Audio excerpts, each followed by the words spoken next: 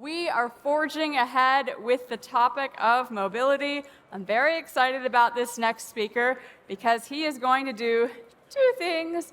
He's going to give a keynote, and then we're going to keep him here to be part of our next panel discussion. I think, nope, we're not quite ready yet. Who here is working in mobility? Who here is working in logistics? No one. They all left to go talk to the speakers backstage. Who here works for Flix? A couple of you. Okay, good. You'll probably like our next speaker. I'm out of ways to stall for time. Somebody tell me something. I've been up here all lonely all day. How is the rest of Hub? What have you been enjoying? One thumb, two thumbs? I'm going to take that as all two thumbs. Okay, so without further ado, we're stalling for time. The stage is ready. Let's bring up our next speaker for a keynote focusing on alternative drives, how data supports the decarbonization of transport. Please welcome the co-founder and CIO of Flix, Daniel Krauss.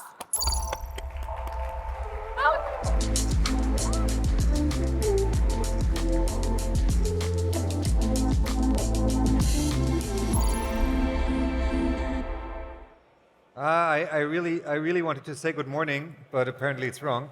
Anyhow, thanks for listening. Today, before we go to discuss that topic in our panel, I wanted to take the chance to discuss a little bit with you and show you the story of data at Flix, especially the last edge of it, how we literally use the data in order to move on with the decarbonization and the change of our fleet. Before I come to that, a quick glimpse of the story as Flix turned 10 years this year in February. And basically, what not everybody is aware of, when we started, it was not only the deregulation of the long-distance bus law here in Germany, it was also a totally data-driven story. Why is that the case? When Jochen, Andre, and myself founded the company more than 10 years ago, we had no clue about transportation. I mean, I was able to ride a subway and stuff, but in terms of buses, long-distance buses, scheduled services, public transportation, well, not so much. What does that mean? It meant that when we were developing our business model, we really had to look into data. And what was key to us, not coming from one of the incumbent players, is to put the customer into the middle and really make sure we created a demand-driven setup. So from day one on, and still now, all the lines, all the services you recognize with Flix are based on not only service, but literally the data we can get out there in order to create our inventory, but also to attract the customers, to make capacity management and all kinds of that. And while that started back in 2013, that was a guiding principle. And that also led to us being able to, over time, internationalize up to 40 countries in the meantime. Because if it's just a piece of software and the data underlying, you need to please the customer and attract and creating a good offer in each and every country, it's relatively easy because data is fluid. You can put it from Germany to Italy or France back then, or later on even in other continents like Asia, in Turkey, or recently in the US. And that was very important. And obviously, if you not only look at our organic growth, but given the history, quite some merger and acquisition cases, data is also key, trying to understand what's the combined customer base. Does it make sense to create an additional attractive and more attractive offer if you bring two companies together? So in a nutshell, data really determined the success over the last 10 years of our company. Carbonization and what drives us in order to, over time, really make sure our fleet is carbon neutral started very early already. In 2018, we brought the first battery-driven buses on the streets. And that was just a prototype. And unfortunately, I have to admit, we're still in the project and prototyping mode. Why? Because the infrastructure and even the supply of the buses still lack, mass production. it's very frustrating for us as a European company that our first battery-driven buses were all out of Chinese manufacturing. So nothing against the Chinese, they build great cars and buses, but we were really in doubt why the European industries were not able to pick that on, while a couple of years earlier, the solar industry kind of kicked off what we now would look at in that green change of our industry and energy production.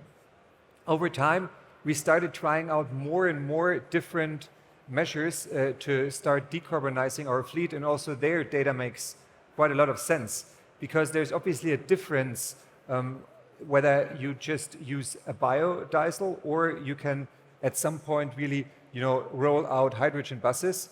And when we always try to take the technology which has the most contribution and becoming more greener. Currently, I only talk about buses. Everybody knows that we are not just an operator, but Flix is a mobility provider with multiple modes of transportation, also train, and it was important for us that the Flix trains from day one on have been serving with fully carbon dioxide electricity. If you look what we do and how our partner model works, and you look at the top of our services, each and every one of them are data driven. The network planning, where I took the example early on already, meanwhile is as professionalized that we figured over the years that traffic works kind of like gravitation. So at the end, you can take the Newton's principle and build off your kind of own Flix gravitational constant. And why is that relevant? Just because if you go in a new country, like Brazil a couple of years prior, where you eventually have never been. So I personally have never been to Brazil. Those algorithms help you with the data being provided to really suggest your first inventory, your first timetable according to the needs of the customer, which is much more important, faster and better tailored than if you just go out there and do trial and error. In terms of marketing, sales and branding, it's the same. Performance marketing, and the reason why Google became one of the largest companies in the world is nothing else but looking at the data. How much do I have to invest, and how much out of a euro eventually being invested do I get back?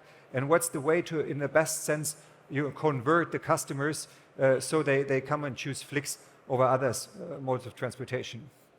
Traffic control, and in the meantime, with certain pieces of artificial intelligence, is important for us to not only observe where the fleet of more than 5,000 buses approximately is running around, but it's also important to really have dash cams around to make sure we always know we are 120% safe, and eventually with turn by turn predict where certain routes with traffic jams, and therefore directly have an impact on our scheduling. So on Friday, sometimes a certain segment takes a little longer than on Wednesdays, just because we know already that in that segment on Fridays and rush hour, there's a traffic jam.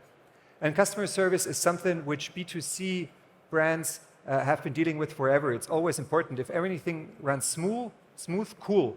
But if someone, for instance, forgets a backpack, it's important for us to identify that person to, as quickly as possible, serve the customer. And that's also something, if it's tens of millions of people and it's millions of customer requests, only with the support of data you can do that accordingly efficient, which is important, because if not, well, basically it's a question of cost. With all that said, we are being active in a little bit more than 40 countries, in 4 continents, and serve almost, we're very conservative on the slides, almost 6,000 destinations. It's a little bit, in summer, a little bit different than in winter, and it's all about 5,000 buses with, all the spare buses we have to keep if things don't work perfectly. And if you then shorten that period of 5 years until today, where we really took advantage of our size and trying to prototype those different kinds of production vehicles, well, we figured then we can even commit as soon as possible, but latest in 2040, to have our entire fleet in Europe being renewed, so we are entirely carbon dioxide free. That's also something which we published in our first voluntary ESG report, very current, being out since June. And why is that important, and why do we run about 10 pilots rather than having focused on one single technology? The reason is pretty simple.